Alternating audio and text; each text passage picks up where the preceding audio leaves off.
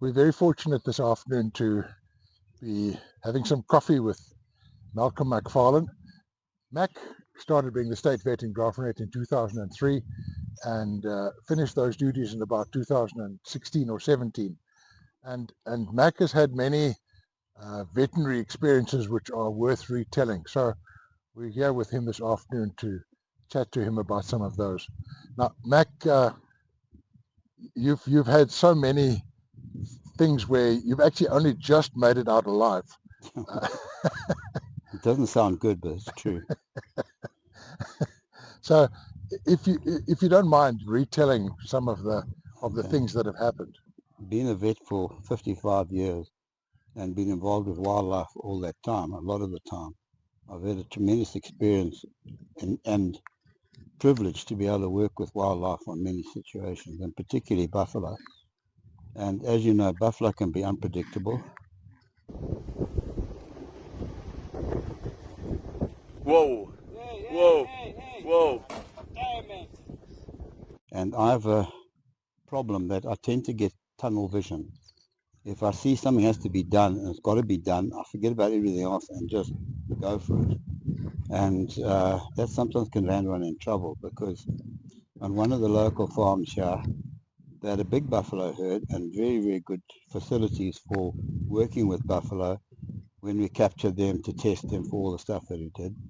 And they were very nice, safe pens, but the buffalo, when they were in there and I had to dart them to test them for TB and foot and mouth and corridor disease and brucellosis, they used to hate me.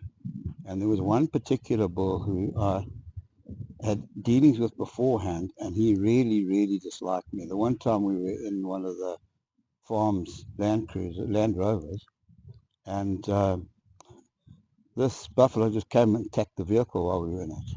The guy drove away as quick as he could, and the buffalo left part of his horn stuck in the back bumper of the vehicle.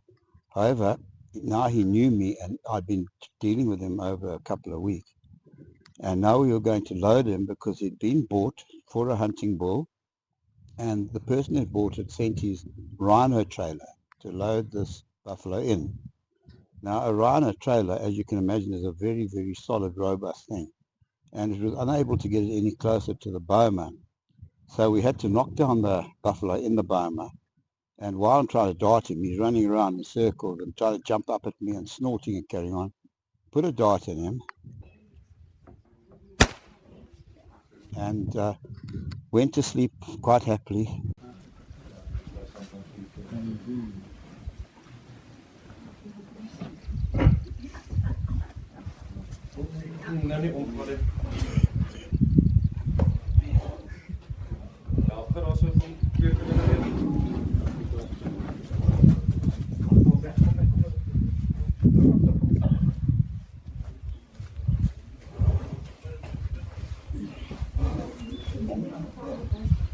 And we had a TLB handy and a lot of staff, but they had a big rubber mat with handles and things on it that we put him onto and then hooked him up into the air with the front of the TLB on the hooks.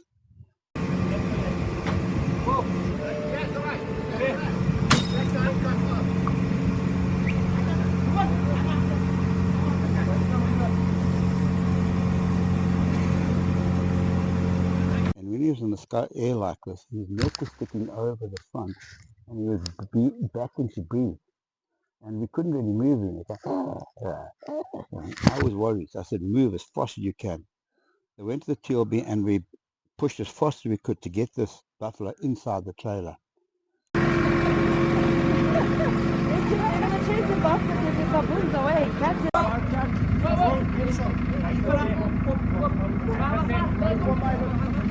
And because he is compromised now with his breathing, I didn't want to have a dead buffalo on my hand. So I had a staff member there with me and myself, and this buffalo had a blindfold on it. So I said to the staff member, you take the blindfold off as soon as I've injected the antidote. And because it was compromised, I was giving the antidote intravenously. Normally I give it intramuscularly, and there's no panic. It gives you time to get out of the way, to settle down, no problem.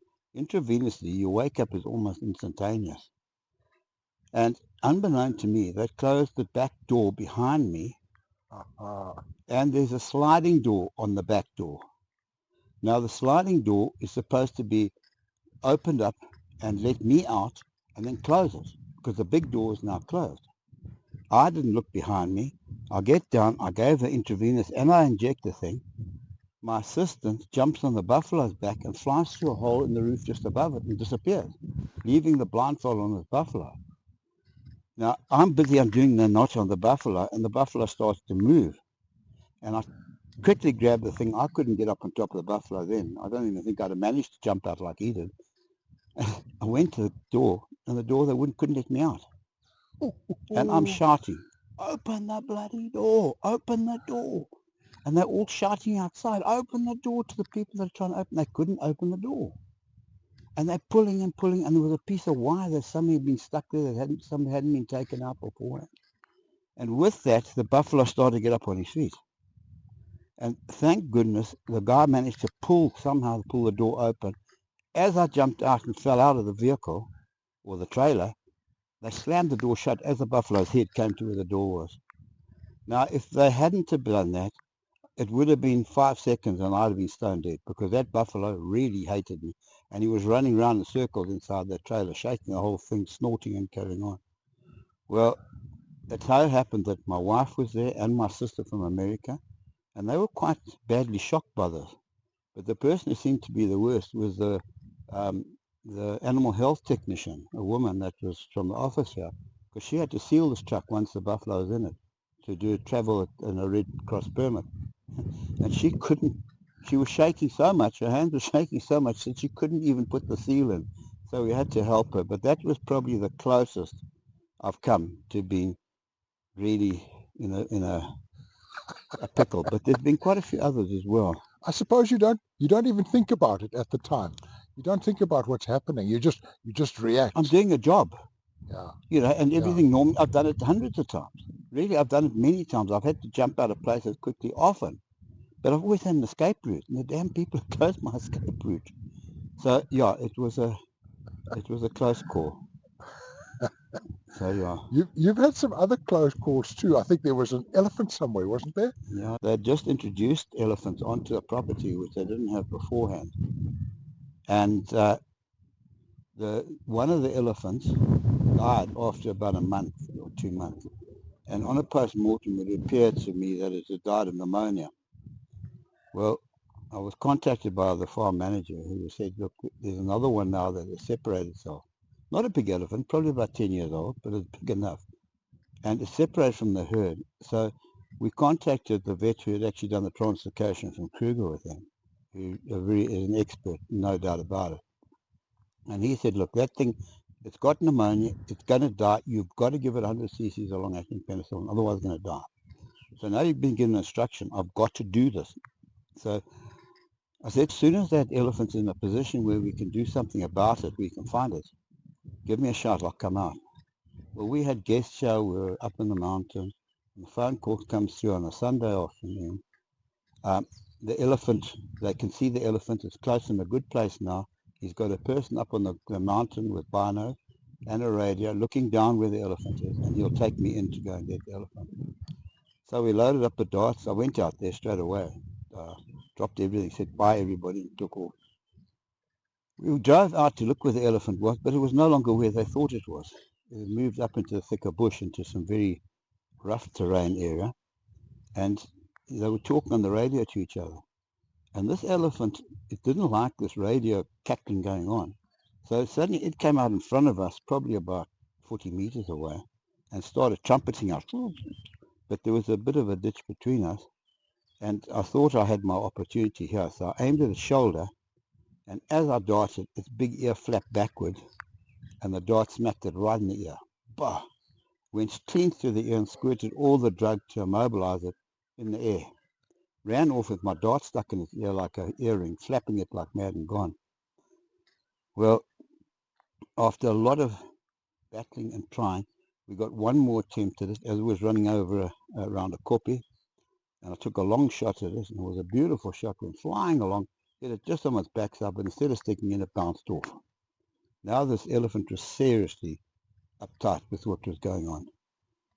But we've got a job to do, we've got to do it. So we then was told by the guy up on the hill, no, it's down in a dry riverbed below you, about half a kilometre away. I had my 375 rifle with me as backup, and I gave that to the farm manager as backup, but he didn't come with me. Just one of the locals, the game guards came with me. And the two of us were walking on looking for the elephant, and then just below us, here we saw the elephant, 30 meters away. But as soon as it saw us, it turned and came up the bank and came onto the path we were walking on and looked straight, was facing straight at me. Well, there's not much place to dart an elephant when it's facing you. The only place I could see was in his front leg. So I darted him in the shoulder, and it just came straight at us, flying straight at us. Where that guy went, I have no idea. But I took a dive, and I dived straight over the trees and into the riverbed and did a dive roll at the bottom. Lucky, because it was soft at the bottom, but this elephant ran straight past us, gone. Now we're off on foot after this elephant to find it. Well, it must have run about 200-300 meters before the drug kicked in and knocked it out.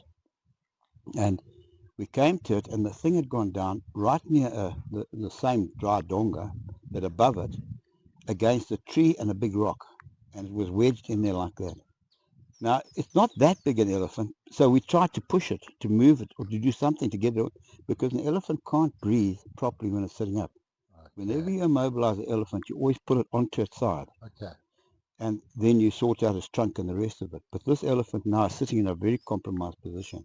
So I thought, well, we can't do anything. Let's quickly put in the antibiotic. Gave the antibiotic quick, and I gave the antidote intravenously in its big ear vein.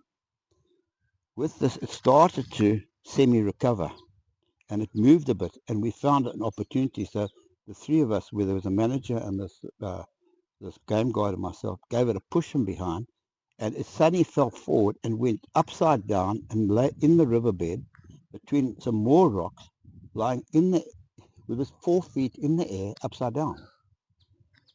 Now I'm not happy. This is not a right way for an elephant to lie. So I said, come help me to this. The manager, I think wisely enough, didn't come down. We went down into the thing like that, and as I went down, this elephant's trunk came around and was sniffing me. I could see his trunk going on my leg here while I'm trying to push, and it was stuck. And I said push, and we pushed like that, and as it started to go over, it straight away started to get up. I could see it, the whole moment, this thing getting on its feet quickly. And I turned tail and ran down this dry riverbed. And with that, I looked over my shoulder, and here was the elephant coming straight after me, flat out.